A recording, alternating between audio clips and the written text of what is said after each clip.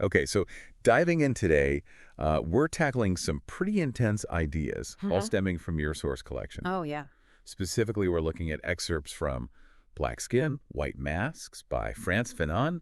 You know, this is stuff you sent us really gets at the core of identity and race and the whole lingering impact of colonialism. Definitely. So our mission in this deep dive is to kind of distill the core insights from Fanon's work Yeah. to help us, all of us, wrap our heads around what it means to live in a world, still so shaped by historical power dynamics. Right. And it's a journey into some really fundamental questions about how we see ourselves Yeah, and how we see each other. right. And Fanon's work, while it is rooted in a specific time and place, it gives us this lens Yeah. to understand these really enduring aspects of human experience, especially in societies where there's so much inequality. Absolutely. And this feels especially important because, you've shared that you're kind of wrestling with a lot of these themes personally. Hmm. So think of us as like fellow travelers Oh, for sure. as we explore this incredibly rich and complex material together. Yeah. We're going to focus on the key arguments Fanon lays out. Hmm. Keeping in mind, he was a psychiatrist writing in France in 1952, Right. a period still very much marked by the legacies of colonialism. Absolutely.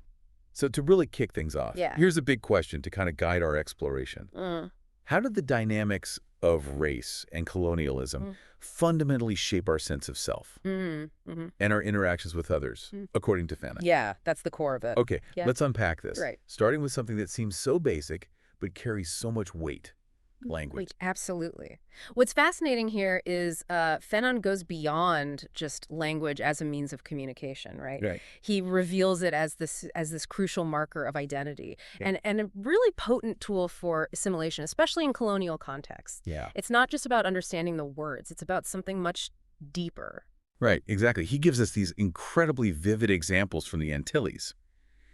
Think about that intense pressure to speak the Frenchman's French Mm-hmm.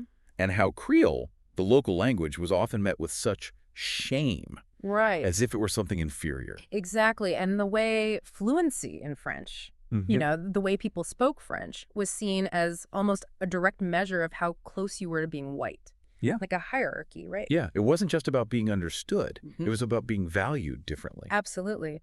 And Fanon shows us how colonialism elevates the colonized. Yeah. The more they adopt the colonizer's culture Mm-hmm. and language becomes the yardstick. Right. He even talks about Black officers in the French army, colonial army acting as interpreters, right? Oh, word. That role gives them a certain status Mm-hmm. because they're the ones mediating the commands, the master's commands. Right. So language is never neutral. Right. It's imbued with power. It carries power with it, yeah. Yeah. And it creates this really interesting and often uncomfortable dynamic Right. with the returned émigré, the Black person from Martinique who spends time in France and then comes back home.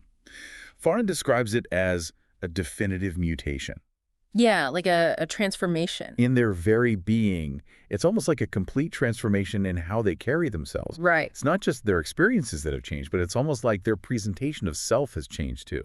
It's like they've internalized a new set of rules, a different way of being. Yes. And it shows up in their behavior, Call it. the way they greet people. Hmm. He talks about, the more reserved greeting, the more formal handshake, replacing that kind of open embrace Right. and the softening of the voice. Right. Like they've absorbed a different cultural code. And it's met with this really complex reaction from the people who stayed behind, Mm-hmm. what Fanon calls the Bataco. Right. There's this mixture of admiration and resentment. Yeah, like they both look up to them and kind of resent them at the same time. This feeling that they've somehow moved beyond their original status, almost like they've left a part of themselves behind. And that's the key insight here, right? Yeah. Colonialism doesn't just change the external circumstances. Right. It can actually alter the very presentation of self Exactly. and how you're perceived within your own community. Absolutely. And then there's this whole other layer of, the stereotype that Antillians faced when they arrived in France. Oh, yeah, huge. There was this almost like expectation of broken French. Right. Almost like a romanticized view of Creole as this kind of charming babble. Yeah, like something exotic but ultimately inferior. Right. Almost a step above what was considered pigeon nigger. Right. It immediately positions them as linguistically inferior, Yeah. regardless of their actual ability. Right. Which understandably led to this kind of fear of being judged Absolutely. for any imperfection in their French. Oh, yeah. Finan talks about his own, self-consciousness. His awareness of needing to be so careful with his speech. Yeah. Because he knew even a minor slip-up Right. could lead to that judgment. He doesn't even know how to speak French. Right. Imagine that pressure. Yeah, that constant scrutiny. And then he tells the story about the deputy, Oh, right. Yeah.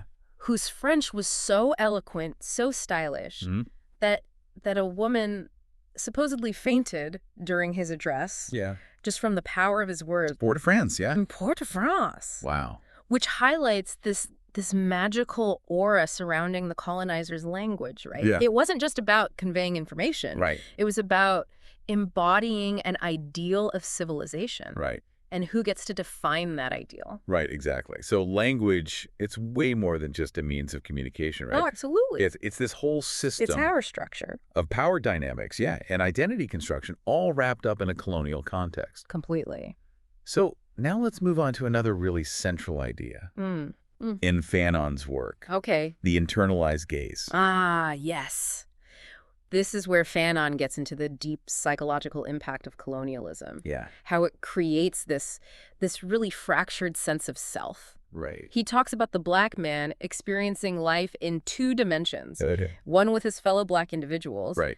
and an entirely different dimension when he's interacting with the white man. It's like this split almost. Yeah, this imposed duality Yeah, forced upon the colonized. right. You're constantly seeing yourself through the colonizer's eyes, through their prejudice. That constant shifting of identity depending on who you're with, that just sounds exhausting. Absolutely. And Fanon's point is this isn't a natural state of being. Yeah. This is a direct consequence of colonial subjugation. Of that power dynamic, yeah. It's fueled by these colonial theories that position Black people historically as somehow less evolved, Right. closer to animals. Oh, well. Creating this whole sense of inferiority woven into the fabric of society. Yeah. It becomes like objective reality. And Fanon points to the role of media in perpetuating these stereotypes. It's huge. Think about those children's magazines, for example, Right. where every Black character seems programmed to say, Yasu, boss. Right. Or the motion pictures Right. with that recurring show good Negro archetype. Yeah. These images, they seep in. From childhood. They shape how you see the world, especially as a young person. Right. It's so subtle, but it's so powerful. They reinforce such a narrow view of Blackness. Right. And Fanon mentions this film Yeah. where there's a Black crew member on a submarine Right. who speaks with this exaggerated dialect and ends up dying. Yeah. And he's like, why is this stereotype still being perpetuated, even in dubbed French versions? Right. For supposedly democratic France. For supposedly, democratic, free France.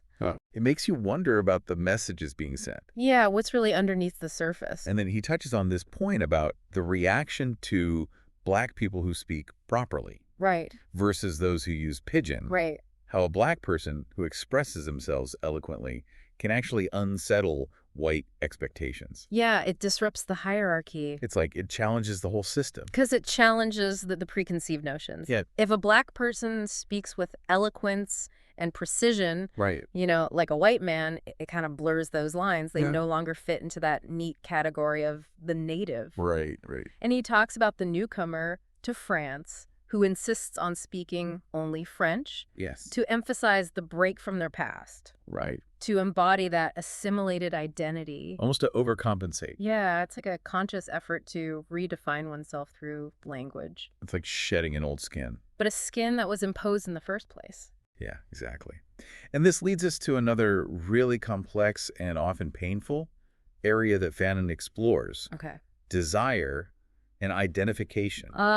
Yes. Desire. This is where he examines the dynamics of attraction, right? Um, And the choices people make in relationships in a society shaped by racial biases. So shaped by those biases, yeah. He looks at the relationships between women of color and white men. Right.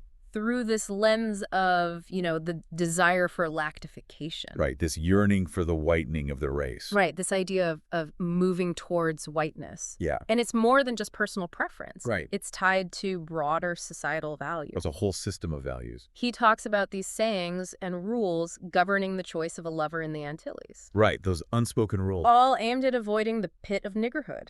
Wow. It's really sobering to see how deep that preference for lighter skin became. Yeah, how ingrained it was. Shaping the most intimate decision. Even the most intimate decision. And then he shares these very honest, what he calls completely white, candid admissions Oh, right. from Martinican students in France Yeah. who stated outright their unwillingness to marry black men. Right, like it was not even a possibility. It was unthinkable for them. Yeah. To go back to blackness, to deliberately move away from whiteness. It speaks volumes about the power of those internalized ideas. Yeah, the power of internalized oppression. Yeah, this internal conflict, the way internalized racism shapes, even the most personal aspects of life. Absolutely. And then he contrasts this with the dynamic between men of color and white women. Right. This is where we get into the realm of potential for revenge fantasies. Right. Right alongside this deep-seated questioning of, is any affection from a white woman truly genuine? Right.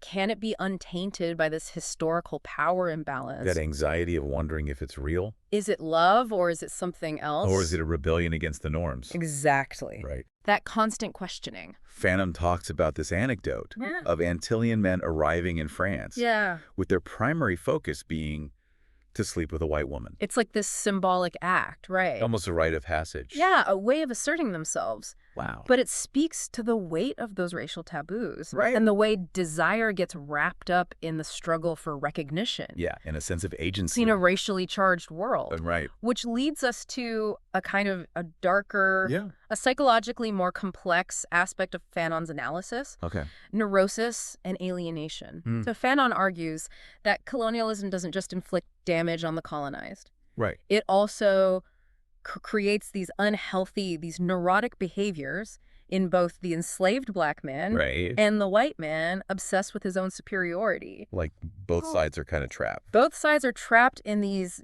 damaging psychological frameworks.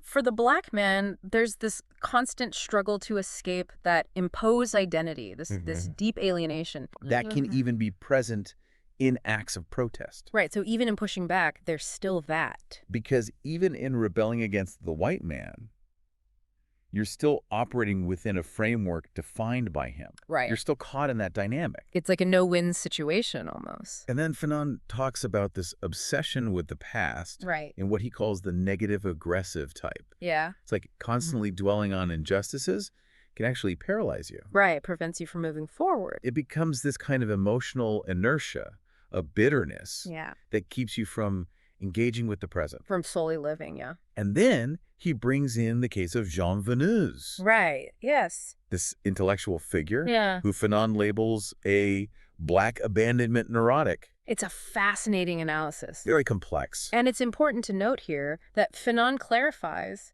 that Venus's color isn't the sole cause of his neurosis. Right. It's not just about his skin color. It's like a lens through which his psychological structure is viewed. It's more like his color kind of amplifies these pre-existing tendencies. Yeah, his need to prove himself. His need to constantly prove himself intellectually. Right. His very guarded interactions with others. That's kind of tied in. They're all symptomatic of something deeper, but they're definitely shaped by the racial context. Yeah, you can't separate the two. Exactly. And Fanon emphasizes the aim of his study is to help men of color understand these elements. Yeah. That can lead to this feeling of alienation. Alienation from themselves and from others, yeah. To pave the way for a healthier encounter between black and white.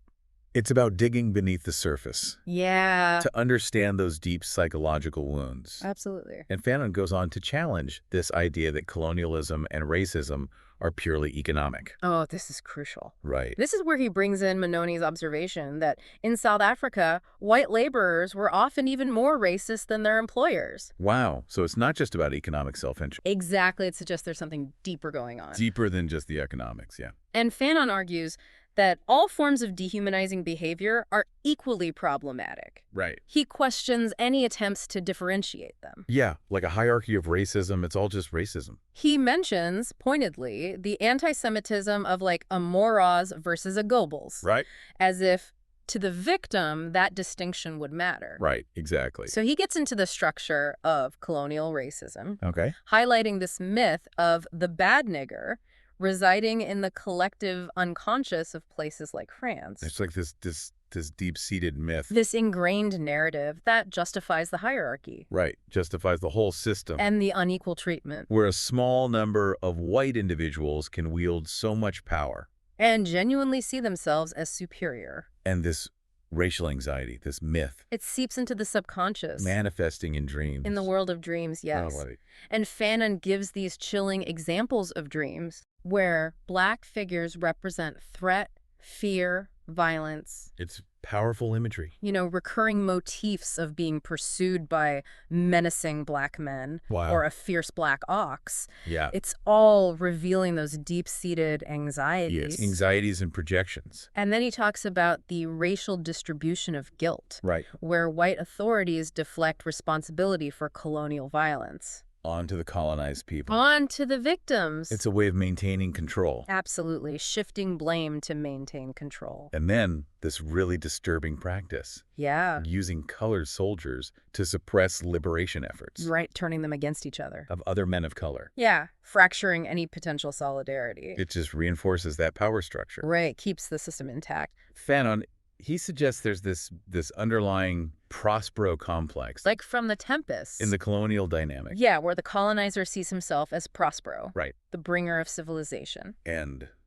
the colonized as Caliban, the savage in need of control. Exactly. Right. It reflects the colonizer's own unresolved issues projected onto the colonized. It's this complex web of power and fear. And internalized narratives. Internally and externally imposed, yeah. That Fanon is trying to untangle. It's fascinating and disturbing. Yeah. So now let's turn to one of the most pivotal concepts in Fanon's work. Okay. The fact of blackness. Ah, yes. The fact of Blackness. This refers to that moment of racial recognition. Right. That sudden awareness of being seen, categorized purely through the lens of race. And this shattering. Yeah, Fanon describes it as the crumbling of the corporeal schema. Okay. That immediate sense of your own physical being. Right. Which is replaced by this racial epidermal schema. Wow. Suddenly, it's your skin that defines you. It's all people see. In the eyes of the other, that's what you are. That feeling of being reduced. To the color of your skin. To just your skin. Yeah, seen not as an individual, but as this triple person. Right. You know, you're a body. You're a representative of a race. Yeah. And you're a carrier of all these negative stereotypes. It's like this triple burden. Fanon talks about how any amusement he might have felt at being labeled just vanishes. It's not funny anymore. No, because the full weight of history hits you. Right. All those stereotypes. The tom-toms. The tom-toms. Cannibalism. Intellectual deficiency. Intellectual deficiency. The legacy of slavery. All of it comes with that label. It's all attached to that word, black. Wow. It's a heavy burden to carry. And there's this yearning to just be a man among other men. Yes. A rejection of this idea of becoming numb to the pain of racism. To become emotionally immunized. Yeah, he wants to be recognized as fully human. Without that layer of racial prejudice. Right. But the white world, as Fanon describes it, imposes these limits. It boxes you in. You're expected to behave like a black man, or at least like a nigger. Right. You're trapped in these dehumanizing roles. It's like the world is telling you how to be black. He talks about the black individual being overdetermined from without. Right. Meaning you're defined by your appearance. By your skin, yeah. Not by your individual merits or ideas. It's this constant pressure. From the outside. From the outside world, yeah. To conform to this myth of the Negro. Which he says must be destroyed. Must be utterly destroyed. And he points out, even in seemingly positive acknowledgments, yeah, you know, there's still this subtle racism. Like those backhanded compliments. We have a Senegalese history teacher. He is quite bright. He's quite bright. Quite bright. As if it's a surprise. Like it's unexpected. That he exceeded some low expectation. Based on his race, yeah. It reveals that underlying assumption of inferiority. It's insidious. Okay, so this leads us into Fanon's exploration of rhythm and negritude. Okay. He gets into this idea of rhythm in Negro art. Yeah, Is this vital, free-flowing force powerful force. connected to the non-intellectual aspects of human experience. The primal, yeah. The visceral. A source of strength. Of authenticity. Yeah. And then he looks at Césaire's embrace of negritude. Right. As this act of reclaiming Black identity. And cultural pride. Rejecting white Eurocentric definitions. Of beauty, of virtue, of humanity. Right. It's about reconnecting with a shared heritage. But Fanon, always the critical thinker. Always. He acknowledges this tension between embracing a Black identity and the desire for a universal humanism. Yeah, where race doesn't matter. Where race doesn't matter, exactly. He cautions against romanticizing this mystical connection to the cosmos based solely on race. Right, it can't be about essentializing. It can just be about, blackness is this and whiteness is that. Yeah. He sees the emergence of what he calls anti-racist racism as this necessary step towards dismantling ethnic privileges. Right. But his ultimate vision is a broader unity. A unity that goes beyond race. The unity of the oppressed. Workers, peasants, united by their humanity. United in their struggle. Not divided by race. Exactly. He's very critical of the assimilated Black individual who adopts white standards. And denies their heritage. Right, denies their own heritage. It's a form of self-denial. Yeah, perpetuating that colonial mindset. From within. Which brings us to Fanon's perspective on psychopathology. Oh, yeah. And the Black experience. The lived experience of being Black in a racist world. Exactly. So Fanon, he challenges this idea of a universal human type in psychology. Right. He argues for understanding humans in their specific contexts. Not just these abstract ideals. Social, cultural, historical contexts. Lived reality. Lived reality, yeah. He even questions the universality of neurosis. Wow. And the Oedipus complex. Those core psychoanalytic concepts. Yeah, suggesting they might not apply to all cultures. Right. Those frameworks were developed in a specific context. In the West. Yeah. And he introduces this powerful idea of the Negro as a phobogenic object. Okay, break that down for me. So for someone with racist beliefs, the very presence of a Black person can trigger fear. Just their presence. Just by being there. It's like this embodiment of their fear. Right, because of those ingrained biases. Wow. And he emphasizes the influence of cultural context. Huge. The narratives in books, the images in media. The lack of positive Black voices. Right, especially in colonial settings. Yeah, all of that shapes how you see yourself and your group. Shapes your own self-perception. And the choice of this phobogenic object is often overdetermined. Right. Meaning it's linked to past anxieties, trauma. There's a whole web of things. Yeah, it's like just one thing. And then he explores this idea that negrophobia, right, this deep fear and hatred of Black people, could be rooted in anxieties about virility. Wow. And fantasies of revenge. It's a really uncomfortable area to explore. And it's important. Yeah, absolutely. And he draws these parallels between anti-Semitism, where negative instincts are projected onto the Jew. As a scapegoat. As the scapegoat. Yeah. And the same projection happening onto the Negro. Same mechanisms, different targets. And he looks at the Freudian concept of the castration complex. Right. And how it's applied to the Negro in the racist imagination. It's all very twisted. Very distorted.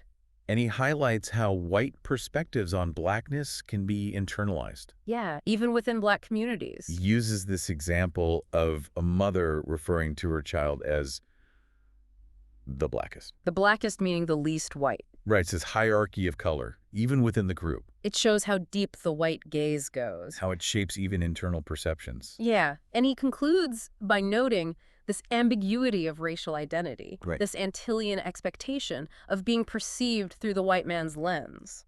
Instead of on your own terms. It's a constant negotiation of navigating these imposed identities. So finally, let's look at Fanon's thoughts on recognition and the future. He starts by examining Adlerian psychology. And that Antillean desire to dominate the other. Right. Not necessarily for material gain. But for a sense of security. Of subjective security in a world that devalues them. To feel valuable. And then he shifts to the Hegelian dialectic of master and slave. Right.